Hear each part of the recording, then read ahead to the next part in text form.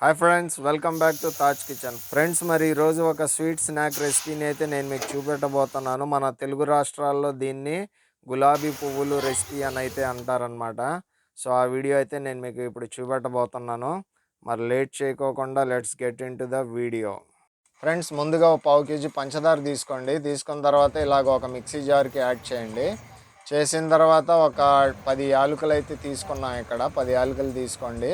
ఇంకా వీటిని బాగా పౌడర్ చేసుకోండి. వీటి రెండింటిని కలిపి పౌడర్ చేసుకోండి. ఇప్పుడు వచ్చేసి 400 గ్రాముల బియ్యం పిండిని తీసుకున్నాం. అలాగే అరకిలో మైదా పిండిని కూడా ఇక్కడ మేము యాడ్ చేసాం. ఫ్రెండ్స్, తగినంత ఉప్పు అయితే వేసుకోవాలి. అలాగే ఇప్పుడు ఏదైతే మనం పంచదారని పౌడర్ చేసుకున్నామో ఇప్పుడు ఆ పౌడర్ని అయితే ఈ పిండికి యాడ్ చేస్తున్నాం. ఇక్కడ ఒక 3 గుడ్లు తీసుకోండి. ఫ్రెండ్స్, ఇక్కడ కాస్తంత ఫ్రీగా కలుపుకోవడానికి ఉండాలనేసి మేము వేరే బౌల్లోకి వేసుకుంటున్నాం ఇక్కడ. సో వేసుకున్న తర్వాత అంతా ఈ రకంగా బాగా కలిపేయండి. కలిపేసుకున్న తర్వాత ఒకసారి టెస్టింగ్ చేసుకోండి స్వీట్నెస్ సరిపోయిందా లేదా అనేసి. దాని తర్వాత ఇప్పుడు మేము ఇక్కడ 3 గుడ్లని యాడ్ చేస్తున్నాం.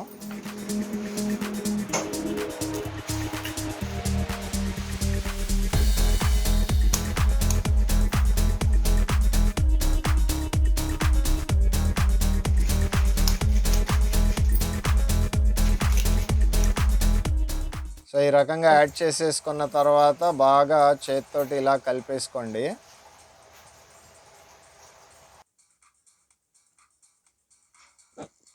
కలుపుకున్న తర్వాత ఇప్పుడు తగినంత వాటర్ అయితే యాడ్ చేయాల్సి ఉంటుంది. ఒకేసారి ఎక్కువగా పోసేసుకోమాకండి. మనకి దానికి ఎంత సరిపడుతుందో తెలిస్తే పర్వాలేదు. లేదనుకుంటే కనుక కాస్తంత వేస్తే ఈ రకంగా కలుపుకొని మనకి అట్లు పిండి ఉంటుంది కదా, ఆ రేంజ్లో మనం దీన్ని తయారు చేసుకోవాలన్నమాట. సో ఇక్కడ కదుపుతూ మేమైతే 1 బై 1 ఇక్కడ చూస్తున్నారు కదా, ఈ లోటాతో అయితే పోసాను అనమాట వాటరు. పోసిన తర్వాత కూడా ఇంకా బాగా చిక్కగానే ఉంది.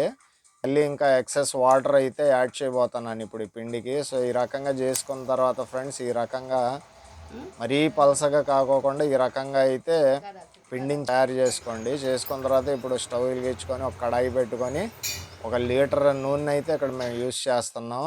ఇదే అచ్చు ఫ్రెండ్స్, ఇది గులాబీ పువ్వుల అచ్చు అంటారు. సో ఈ అచ్చుని ఏం చేస్తారంటే ఆ నూనెలో అలా పెట్టండి కొద్దిసేపు. సో ఇక్కడ చూశారు కదా, ప్రిపేర్ అయితే అయిపోయింది మన బ్యాటర్ అంటారు పిండి.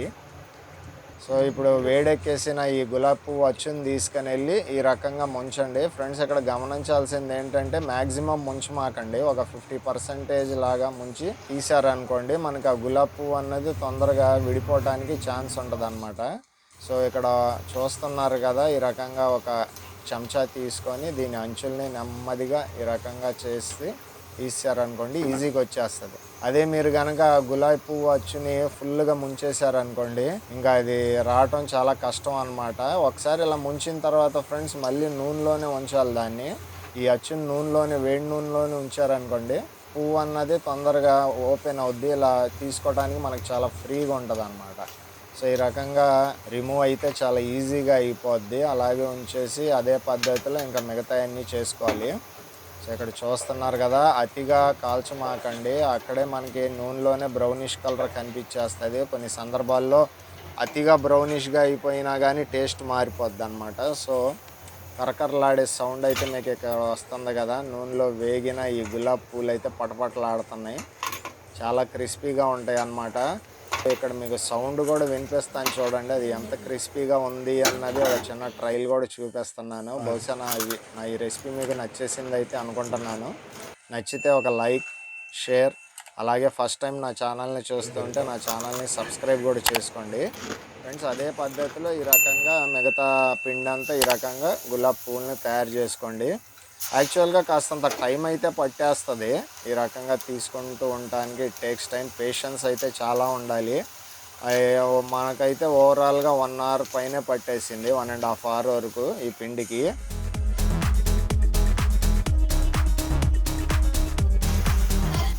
సో ఈ రకంగా ఫినిష్ చేసేసుకోండి. స్కూల్ నుంచి పిల్లలు రాగానే ఏదో ఒకటి కావాలనుకుంటారు. మరి అలాంటి వాళ్ళకి మరి పిల్లలకైతే ఏదో ఒకటి తినాలనిపిస్తుంది కాబట్టి ఇలాంటి స్వీట్ గులాబీ పువ్వులు రెసిపీని తయారు చేసి పెట్టారనుకోండి, పిల్లలైతే చాలా ఇష్టంగా తింటారు. 1, 2 కాదు, కనీసం అది వండటానికే టైం పట్టేస్తుంది కానీ ఫ్రెండ్స్ తినడానికి అంతసేపు కూడా పట్టదనమాట. సో ఈ రకంగా టేస్టీగా అయితే ఉంటుంది ఫ్రెండ్స్. మన నా వీడియో నచ్చితే లైక్ చేయండి, షేర్ చేయండి. అలాగే ఫస్ట్ టైం మీరు నా ఛానల్ని చూస్తుంటే నా ఛానల్ని సబ్స్క్రైబ్ కూడా చేసుకోండి. Thank you so much for watching.